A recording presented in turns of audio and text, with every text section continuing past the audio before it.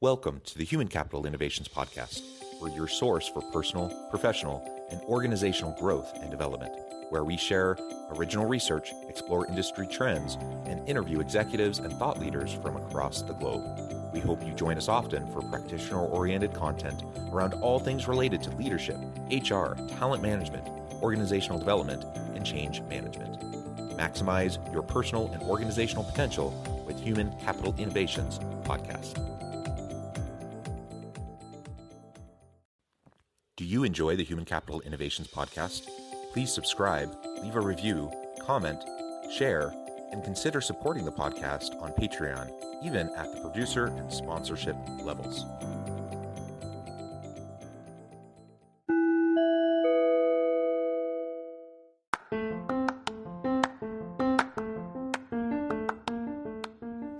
Welcome to the Human Capital Innovations Podcast. In this HCI Podcast episode, I talk with Micah J. Wonjun Kessel about leveraging a sense of belonging to shape an organization's bottom line.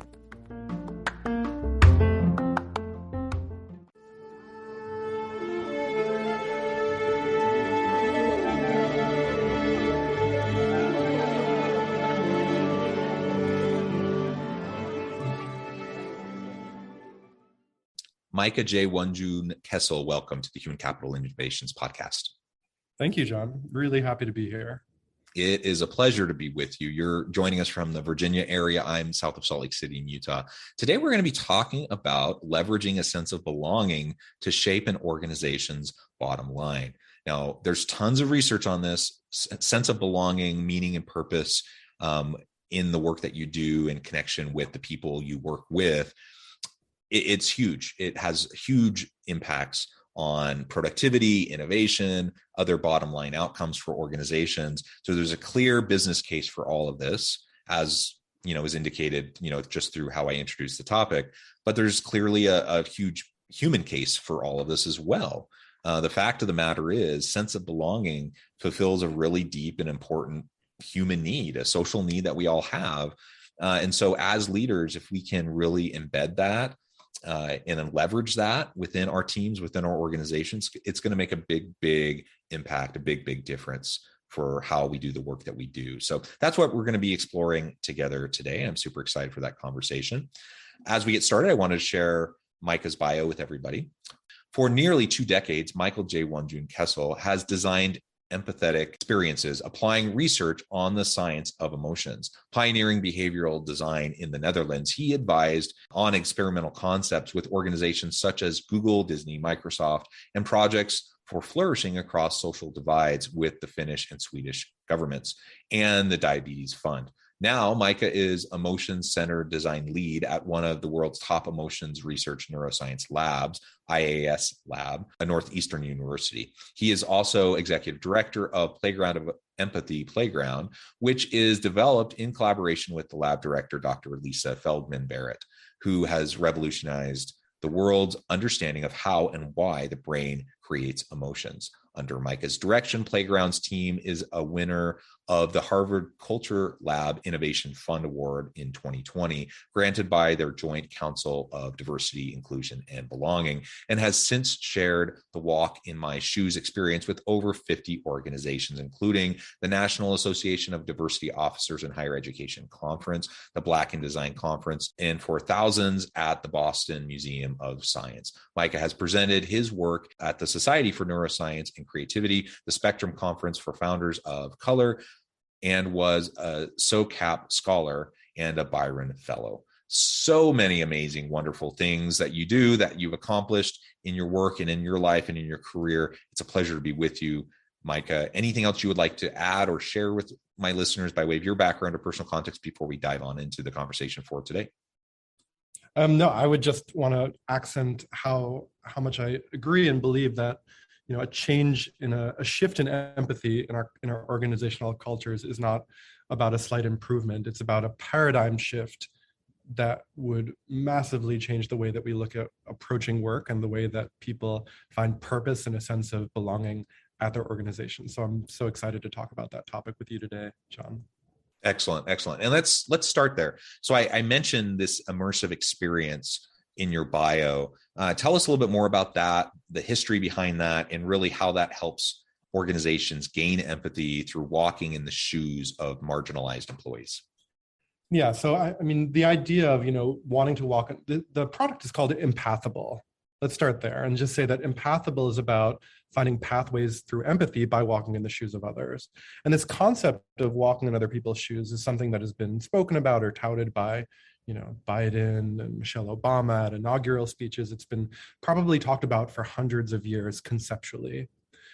We think that it needs to happen experientially. We actually need to be able to experience walking in other people's shoes in a deeper way. Now, of course, scientifically, you'll never be able to know what it's like to be someone else, right? And we need to make that clear from the very get-go, right from the get-go. But having the experience of seeing how society treats us differently and being able to say, oh, normally in this situation at work or, talking to a colleague, I'd say this thing and I'd get this sort of reaction, but this other person's getting that sort of reaction. That is a palpable way of understanding each other's experiences. And so we think that this scaled out is a very, very powerful tool. And first it started in a giant sparkly shoe, literally in a giant shoe, 10 feet tall, 5 feet wide, 12 feet long. And you could walk inside and you could see what it's like to walk in the shoes of someone different from you, right? And when you did that, certain things would be happening emotionally. And because of our lab and our neuroscience team, we were measuring those results, right? So we had neuroscientists go through this experience. We measured heart, sweat, and temperature.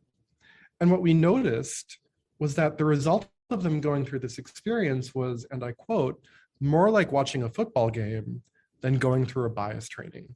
And that was a moment of a light turning on for us. It was a moment of delight, but it was also a moment of the light turning on in our minds, because we realized, what would organizational leaders prefer to be doing?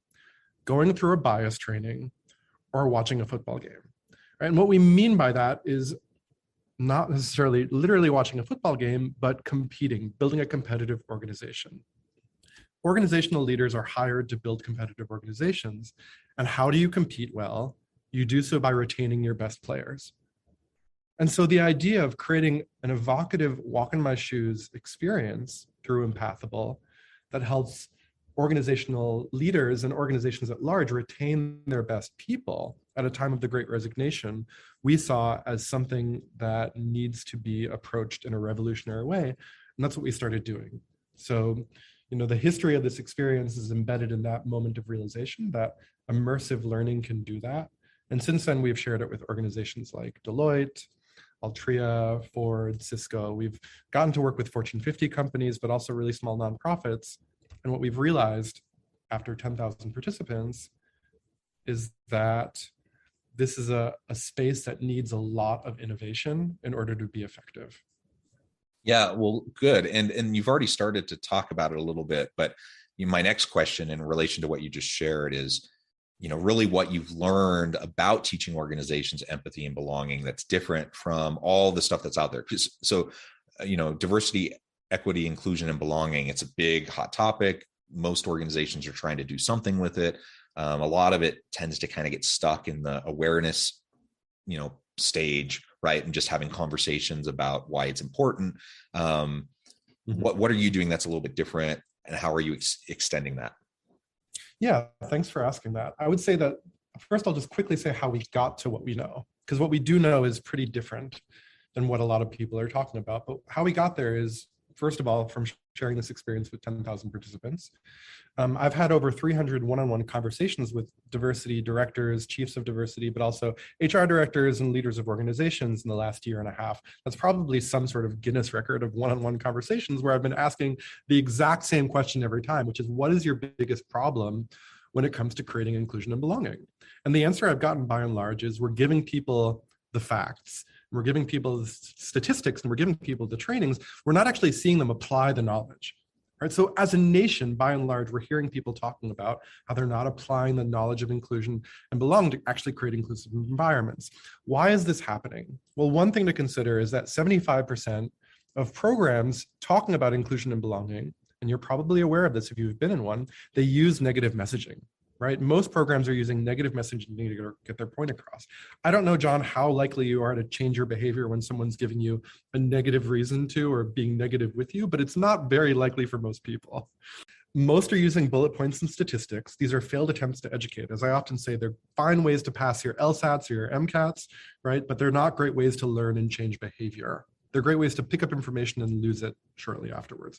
What does happen is that these programs create a lot of internal defensiveness and pushback, right? So people are not necessarily expressing that they're not adopting and adapting this information, but they aren't, and they're actually having defensiveness. And a lot of the organizations are really relying on testimonials, which I think are ineffective ways of showing what's happening. What needs to change, what's different about Empathable, about the work that we're doing at Playground of Empathy, is that we believe that the pathway to change is inspiring people. We should be celebrating our differences. These are things that enrich our lives. If you've ever lived in a different country, right, or had interactions with people different from you in a meaningful way, it is a celebration of the ways that we're different. So applying empathy and creating curiosity and positive relatability, relating to people in a positive way, happens through inspiring people. And you can do that with point of view, immersive media that is designed to change viewpoints gently, right? So that's what we're looking to do, change viewpoints gently with immersive media.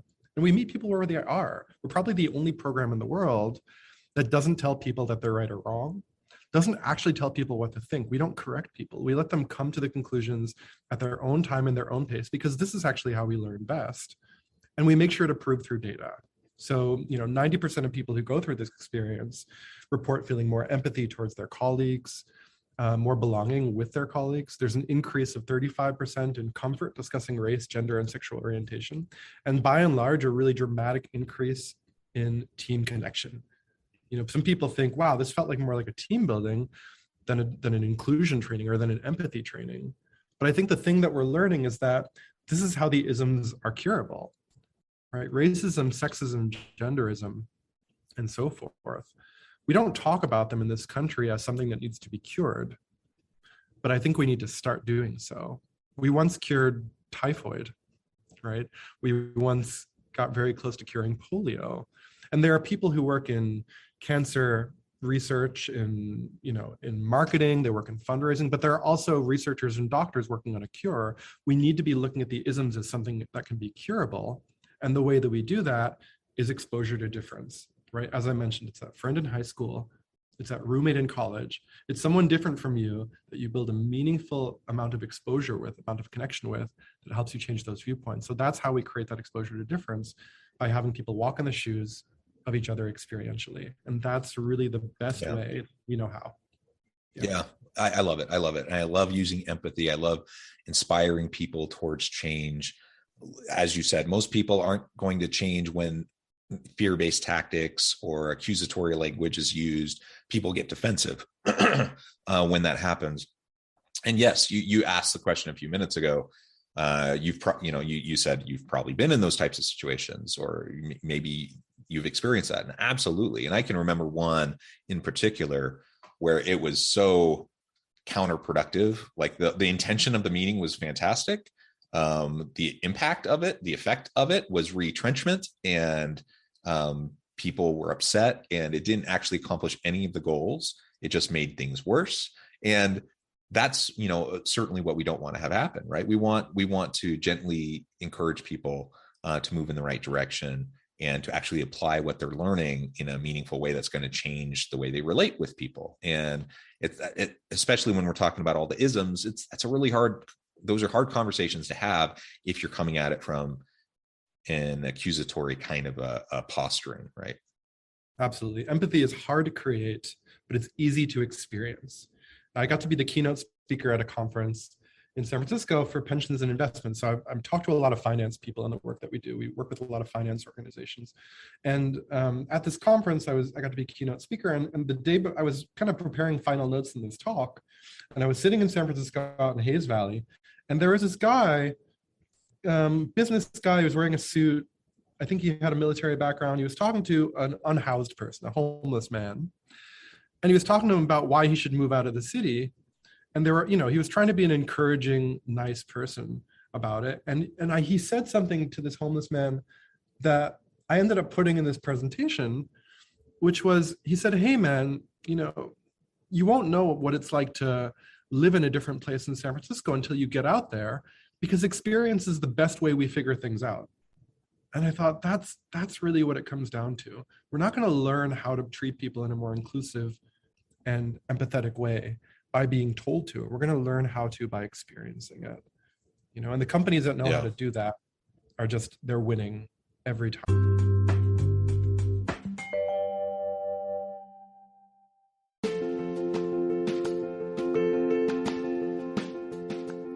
Check out my new book, The Future Leader, Creating and Transforming Next-Gen Organizations.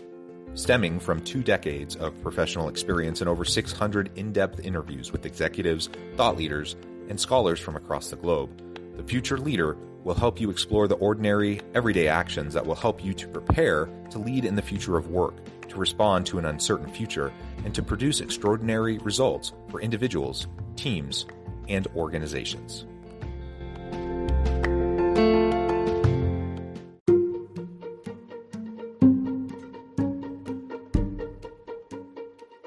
Welcome to the Human Capital Innovations Academy, courses, micro-credentials, and certificates to upskill and reskill for the future of work. All HCI Academy courses, micro-credentials, and certificates are designed, developed, and delivered by award-winning and internationally renowned scholars, educators, thought leaders, executives, and practitioners. Our courses, micro-credentials, and certificates will help you make your mark on the future of work and make an immediate impact in your organizations. Check out the HCI Academy and our many course offerings and certificates to upskill and reskill for the future of work.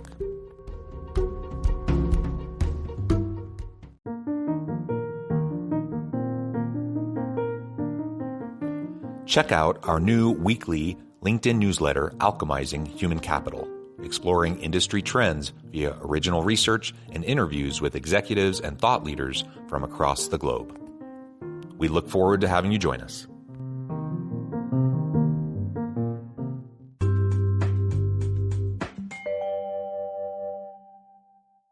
Yep. And actually that gets to the next point. But right now we're in the middle of what people have termed the Great Resignation, the Great Reset, the Great Reevaluation, whatever, however you want to frame it. The reality is it's a tight labor market. It's hard to get good people. Companies are having challenges in retaining good people.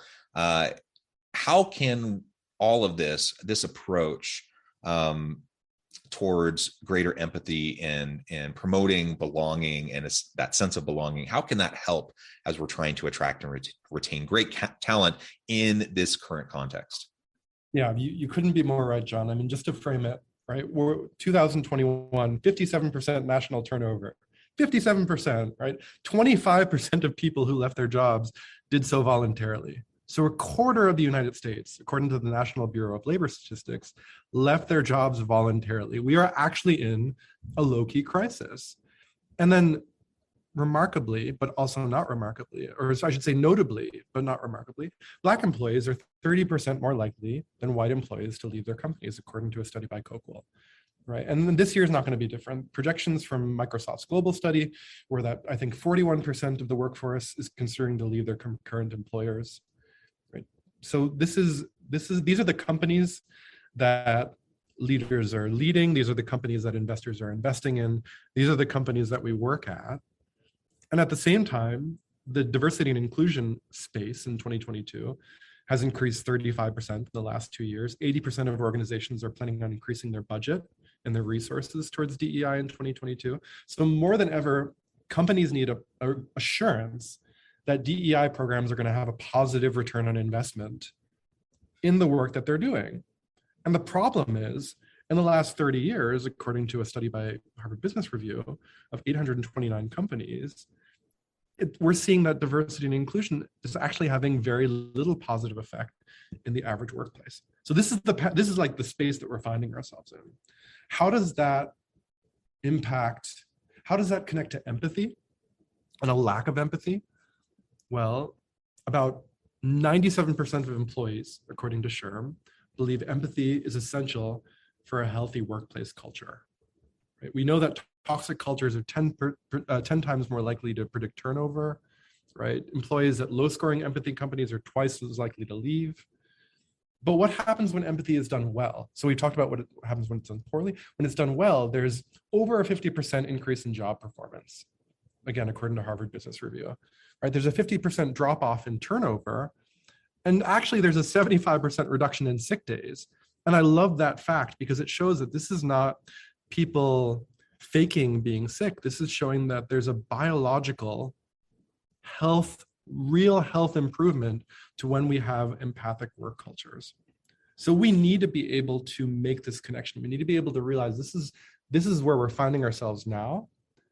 And the irony is, of 250 companies interviewed by Business Solver, 87% of their CEOs said empathy supports their company's bottom line, but 90% of the employees in those companies said that they felt their empathy was undervalued, right? And that is something to really laugh at and shake our heads at, right? We know empathy is really important. We know laugh and cry at the same time, right? Laugh and cry at the same time, right? We know this is hyper important, and this is the paradigm shift that will change the future of our businesses.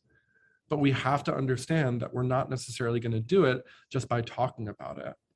And so in order to do so, I think one of the best things we can do is help leaders quantify the benefits financially of applying empathy well and show them how to do it, and help their CFOs and their COOs understand that this is going to show up on their revenue reports. It's going to show up and their boards are going to care about this stuff, so that the investment is being made into programs that are measuring scientifically and teaching empathy experientially. Yeah, absolutely. So, and you've talked about Empathable. So maybe as we wrap up today, you can tell us a little bit more about what leaders can do using, things like Empathable to help increase in empathy to positively impact retention and just make your work environment a better place. Absolutely. Yeah. So I mean, with Empathable, again, our team of scientists and psychologists and designers have really been analyzing organizations and markets from the get-go, right? So we'll work with an organization's leadership, and we'll come into meetings knowing, for the size of their company, how much are they losing every year in the delta between lack of retention of their proxy, which nationally across industry is white, straight, middle-class men, right? And everybody else. So let's take, again, according to Harvard Business Review, a 10,000 person company that's having the retention rates of today is losing about $50 million a year. Okay, so, a company that we're looking at of about 10,000 people is going to have a retention rate, and this is a specific example, of, in one case, 13% of white men is what they're losing per year. And then, so that's their turnover. And 27% of everybody else, including white women, people of color, people in the LGBTQ plus community. So that 14% delta, right, between white men and everyone else is going to calculate at an average salary of about 80K, right, and about 6 months costs of rehiring.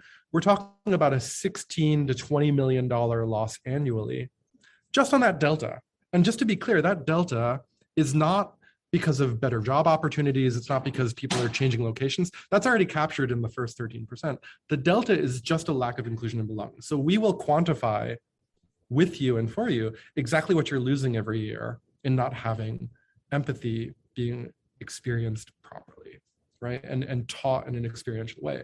Then what we're going to do is implement the program and show you measurably in pre and post measurements of people going through the program in a test group, essentially, in a group of, let's say, between 20 and 300 people at your organization, how applying these walk in my shoes experiences on a daily basis are going to bring up your empathy and belonging score and show that all of the areas where you're lacking in inclusion and belonging and empathy are changing just through a set of 1 or 2 or 3 experiences. And then we're going to scale it out. And the difference between that phase 2 and that phase 3, and that phase 2, we're working with a small group. It's very involved, right? We're making sure that they're going through a 90-minute experience of walking in other people's shoes. But by the time we scale it out, this is going on your iOS and Android device. It's going to be, on your desktop, 2 to 3 to 5 minutes a day, right? So imagine if every employee at your company, instead of going through costly trainings that happen once a quarter, are able to open up their phone and go through a 3 to 5 minute experience per day where they're walking in one person's shoes. Considering this world is on TikTok and Instagram and we're watching 3-minute video clips of news and things like that every day, I think that everybody at a company, at least twice or 3 times a week, can walk in someone else's shoes for that short amount of time. And that is exactly what our space is missing. One-off trainings are not going to change behavior. It's like trying to say we're going to win a marathon by getting out of your house one day and running 20 miles all at once. It's a great way to end up at the chiropractors the next week, right? Whereas if we're able to go through short experiences on a regular basis, that is how we change habits. That's how we build good habit formation. So that's what we're offering, right? Is really an understanding of how can we look at the delta between your lack of retention of non-marginalized and marginalized employees, and then how can we apply a program that is scalable and that everyone's going to want to do because it inspires you instead of tells you what to think. It inspires you to see different perspectives. And by doing so, you're going to see your empathy and belonging score improve. And we're going to show you over the course of a year and 2 years and 3 years, how you're going to have a measurable and quantifiable improvement in your attention that you can put on your spreadsheets and that you can show your board. And of course, money saved is not necessarily going to be a P&L item for your CFO, because maybe they're going to think it's nice to lose a 180K employee and replace them with an 80K employee. But your COO and your CEO and your culture people know that that's going to ruin your team. You're going to lose your best people. And you're going to have to explain to your board why you're not meeting your retention strategy of qualified people of color, women, and LGBTQ plus employees, right? So you can even measure your own, right? If you're listening to this as an organizational leader, go ahead and measure the delta yourself. But in terms of implementing a program with social scientists and experiential designers, that's really going to help people gain that understanding in a scalable way. That's where I think we're doing something that's really different than anybody else. And what I'm really excited about at Empathable. Yeah, it's fantastic. And all of the data-driven, the science-driven approaches, I think, are hugely needed in this space. Not to say that there hasn't been a lot of study in this space and that people are trying to do evidence-based practices, because I think there's a lot of well-intentioned consultants out there that are doing the best they know how. But what you're describing, I think, is a leveling up of our capacity and our ability to do this in a really meaningful way, in a measurable way, in a way that, again, coming back to what I said at the very beginning, where we can not only address the business case, clear bottom line benefits for every organization to focus on belonging, sense of belonging, and empathy in organizations, but also, the real human outcomes of all of this. And so ultimately, it's a win for everyone in the organization if we can do this better. Empathable is a great way to go about doing that. Micah, it's been a pleasure chatting with you to learn more about this. Before we wrap up for today, I just wanted to give you a chance to share with listeners how they can connect with you, find out more about your work, your team, and then give us a final word on the topic for today. Absolutely. Thank you, John. The best way to reach out to us is to go to empathable.com. And it's spelled just like you probably would spell it, right? Empathable. So EMPATHABLE.com. And reach out to us and we'll schedule a conversation, and we'll be happy to look at your company's metrics and start that process in a way that you can take to your leadership and show them, look, this is the quantifiable change that we think we can make with this organization through short experiences over the course of time. So that's the best way to reach out to us, empathable.com. The final word I would say is that in a world where all of the topics on identity and standing up for the rights of others could not be more important, I think that we're an organization that's taking a different approach, and that's not to invalidate any other organization's approach. We honor and we acknowledge the approach of talking about the problems that are happening, of being critical, of teaching those issues and facing those challenges. But I think that in the way that variation is something to be celebrated, it is important that we as an organization, that Empathable as an organization says, we are here to inspire people. We are here not to talk about the problems, specifically us, right? But to bring wonder, a sense of wonder and a sense of curiosity and a sense of celebration about the way that we are diverse and about the way that we can include each other and be empathic towards each other, because that's what makes great organizations. That's what helps leaders compete, is by creating a culture of inspiration. And that's what we can do together. So we dare to be different in the way that we dare to approach inclusion and empathy through inspiration and joy and wonder and empathy. I love it. I love it. Thank you, Micah. It has been a real pleasure. I encourage listeners to reach out, get connected, find out more about what Micah and his team can do for you. And as always, I hope everyone can stay healthy and safe, that you can find meaning and purpose at work each and every day. And I hope you all have a great week.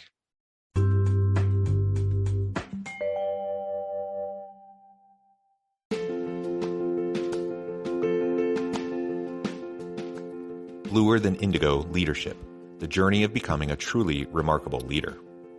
Early in my adult life, I learned about an Asian proverb that translates as bluer than indigo. If you think about the color indigo, it is a brilliant, deep, and vibrant blue, what some would call the bluest of blues. To have something that is bluer than indigo is rare and truly remarkable. Contrary to popular myth, there is no one-size-fits-all or cookie-cutter approach to effective leadership. There is no silver bullet, no secret sauce, no go-to model that will solve all of your problems. The truth is, great leaders have all had their unique strengths and flaws, and have all had to discover and then pave their own distinctive path in their life's journey to fulfill their leadership potential. Bluer Than Indigo Leadership will help you discover your own path and explore those ordinary, everyday actions that will help you respond to an uncertain future and produce extraordinary results for individuals, teams, and organizations.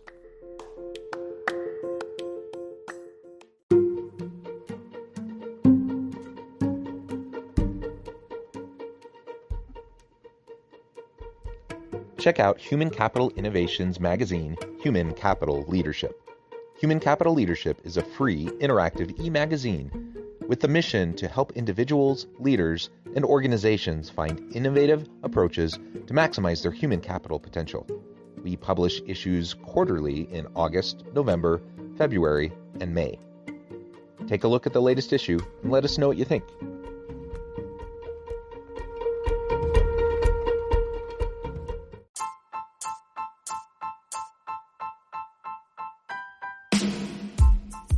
The Alchemy of Truly Remarkable Leadership. Ordinary, everyday actions that produce extraordinary results. Consider how the nature of work has shifted over the past 50 years. With increased globalization, rapid technological advancement, and the shift in economic composition, the average job of today looks very different than the average job of 50 years ago. What will the jobs and organizations of tomorrow look like? Moreover, what does this all mean for organizational leaders? What are the core competencies and capabilities of organizations and their leadership that are prepared for continued disruption and geopolitical and socioeconomic shifts? Regardless of what the future holds, increasingly, leaders need to be socially minded, data-driven, decisive, champions of talent, and disruptors of the traditional notions of leadership, teams, organizations, and work. The Alchemy of Truly Remarkable Leadership will help you to explore your own leadership competencies and capabilities and consider ways to apply and implement them into your workplace and personal life.